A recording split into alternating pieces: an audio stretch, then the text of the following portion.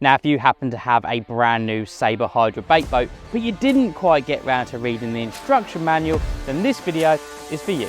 Let's take a closer look.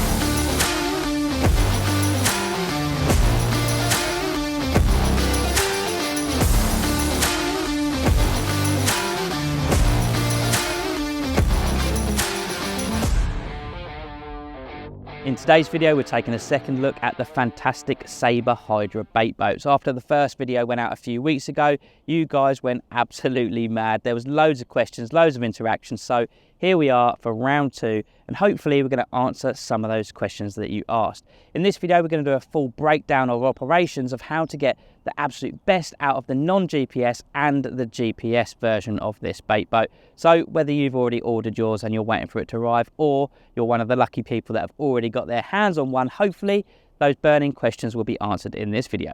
First of all, let's take a look at the non-GPS version. So first things first, we need to charge the batteries. Both of the batteries can be charged at the same time with the supplied charger in the box. When you plug them into the wall, the LED light will originally go red, but once the batteries are fully charged, that will turn to green. With regards to the controller, the USB-C port will illuminate while charging, flash when the battery is low, and go out to let you know it's all done and you're ready to hit the lake.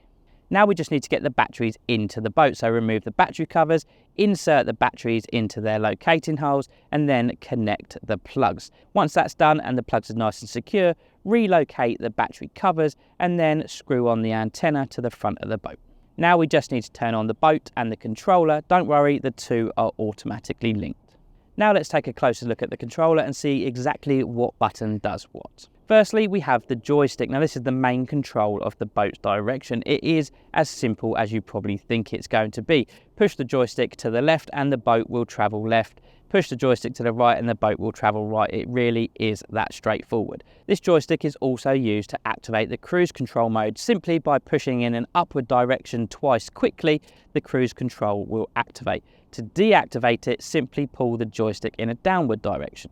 Now this button enables you to change the speed of your boat while using the cruise control. As you toggle through the various different options, you'll get an audible beep to let you know what setting you're on. Simply choose the appropriate setting for the type of fishing that you're doing. Moving down from the joystick, you'll see an array of other buttons. So let's start from the top left. You'll see the light bulb button. Now this is so that you can remotely turn on and off the lights on the boat. Moving one button to the right, we have the hopper release button. So once you have driven your boat out to your spot, you can push that and the boat will then drop your rig and bait in your chosen area. Next up, we have the OK button, and that will only ever really come into play if you have an issue with the boat pairing to the controller.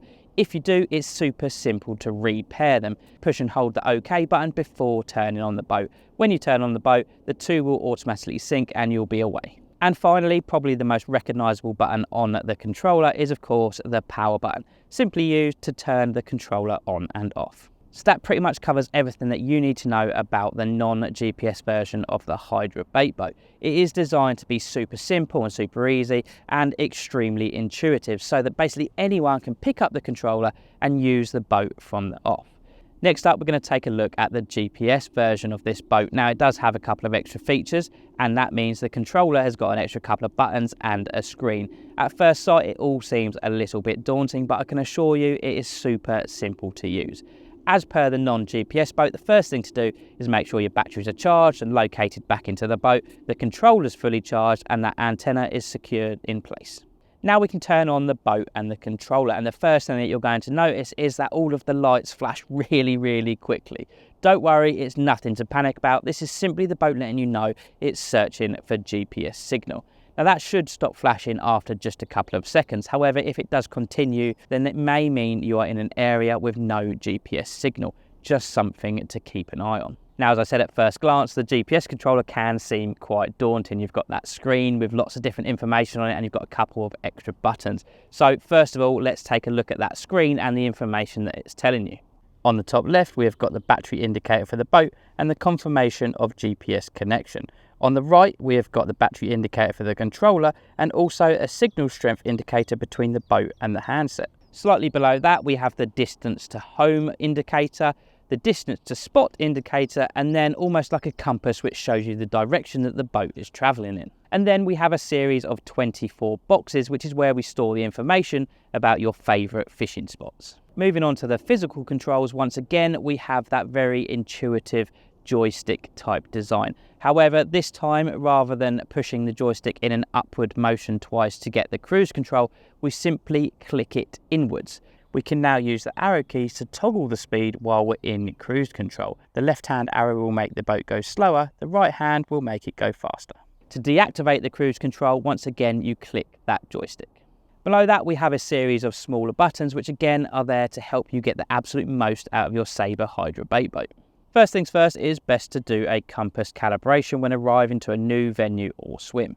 Just drive the boat out to the front of your chosen peg, long press the compass button to enter calibration mode, and then short press the button again to activate the calibration. Remember, this is not something you need to do every single time you want to use the boat. It is just something to get the best out of it that you do at the very start of your session. There is also the option to calibrate the joystick. Firstly, long press the joystick to enter calibration mode. Then push the joystick to the top, bottom, left and right extremities to complete the calibration. Push and hold the OK button and you're ready to go. Next up, we need to set a home point, and a little tip is to set that home point out in the open water at the front of your peg. That way you can manually drive the boat back to ensure you're not going to hit any of your lines as they enter the water. To do this, we long press the home button, and once that point is saved, you'll hear a beep. You'll need to set a home point in order for the auto return to home to work. This can be utilised in a few different ways. If you've just dropped your rig, for example, you can simply push that home button and the boat will instantly navigate back to the front of your swim. Another scenario where it comes in super handy, if you somehow manage to lose signal or get very, very low battery life on your boat, again, the boat will automatically return to that home point, ensuring your boat never goes missing. It's just a small safety feature to make your life easier.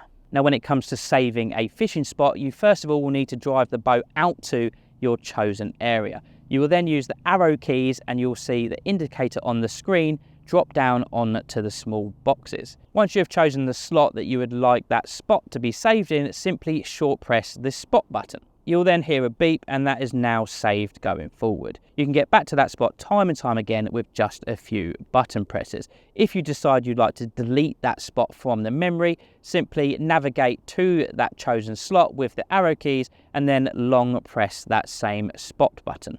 This will then delete that GPS information and open that spot back up so you can use it again in the future. Now, once you've got those spots saved, the GPS system in the Hydra bait boat is going to make your fishing extremely consistent, enabling you to get back to that area time and time again. Let's be honest, consistency in fishing is key and it can only help you bank more fish. Now, to get that boat to travel back to that spot, first of all, you're going to need to put your rig and your bait into the hopper of the boat, place it into the water, and then use the arrow keys to select the slot that you saved your chosen spot in.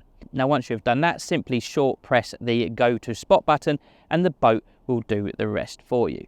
Once the boat arrives at the area, you can simply push the hopper button to drop your bait and rig and you're fishing.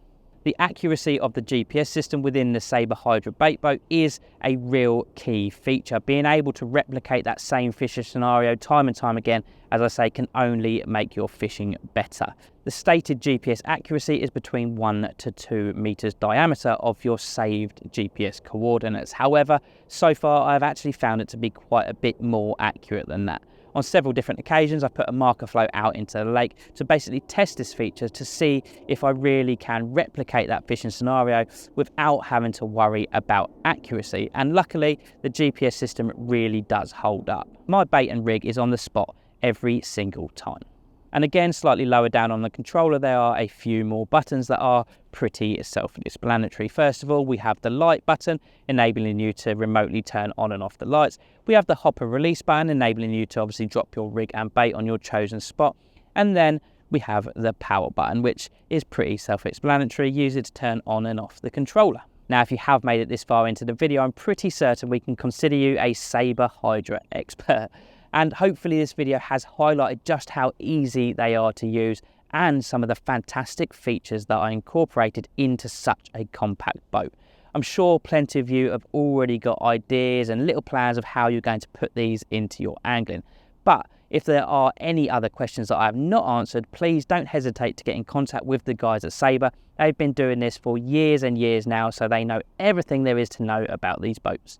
If you like this video, please do give it a thumbs up, subscribe to the channel if you haven't already, and of course hit that bell notification icon so you don't miss out on any future uploads. I'll see you in the next one. Thanks very much.